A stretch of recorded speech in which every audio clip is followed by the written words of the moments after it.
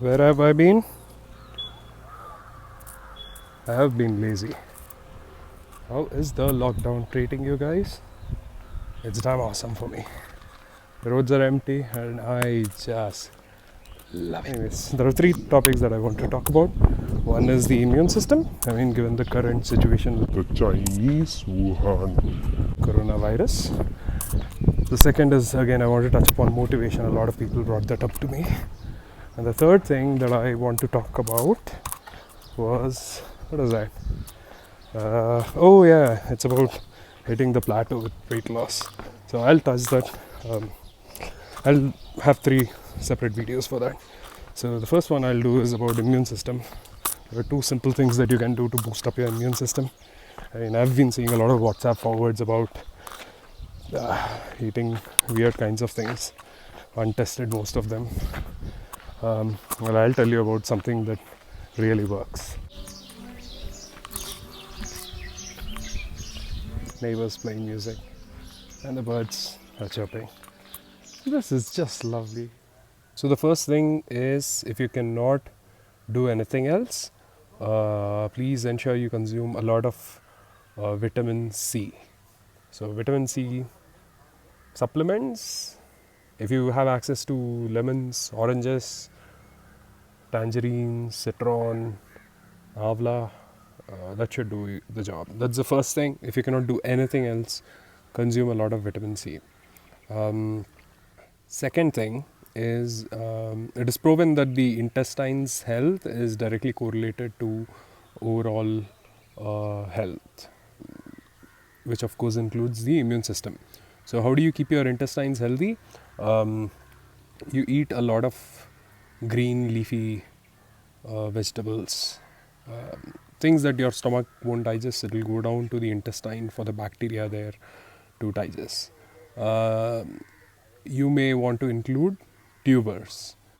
So arrowroot, you've got arbi, I don't know what it's called in English. Hey, what's arbi called in English? Yeah, see that one. Then you've got yam, you got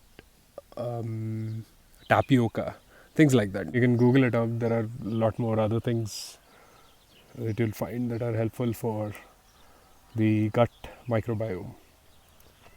Diversity of food is very critical for the same. So please ensure that you have a lot of different things in your diet.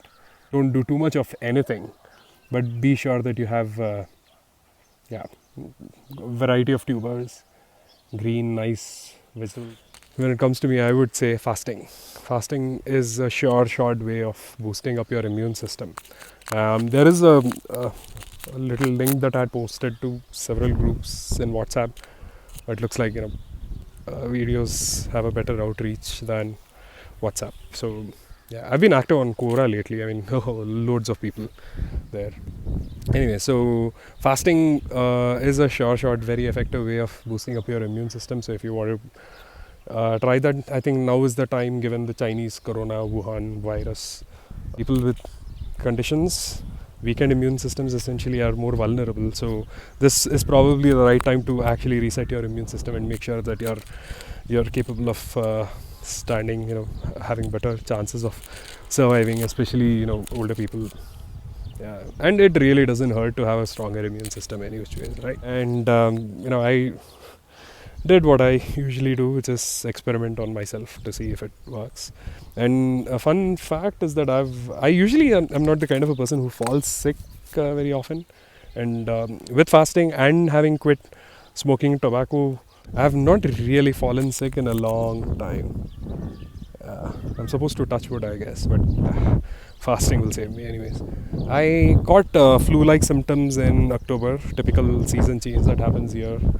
And all I did was I stayed in bed for one full day, fasted, and I was all right the next day. I mean, I was a little weak, but then I ate, then I became all right.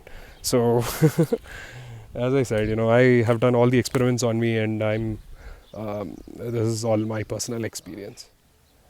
So, all these WhatsApp videos going around talking about eat this and that for your, to boost up your immunity.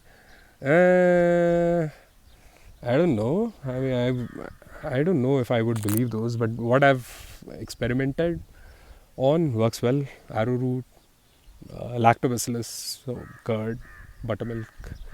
I really, I'm Tamram, so curd is my closure for every meal. So yeah, so that works really well.